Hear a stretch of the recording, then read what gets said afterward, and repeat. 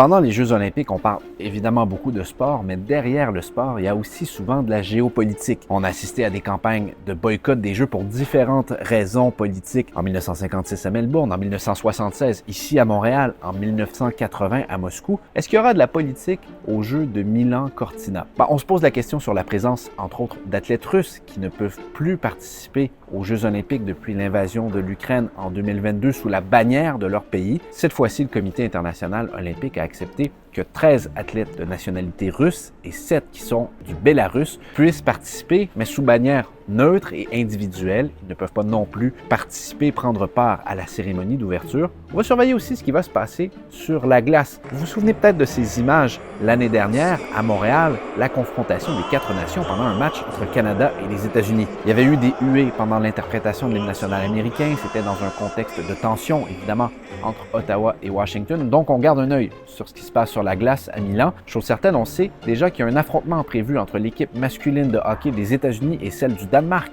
dans le contexte de tension autour de la question du Groenland. Cet affrontement-là, il est prévu le 14 février, jour de Saint-Valentin. Pas certain qu'il y aura de l'amour dans l'air sur la glace.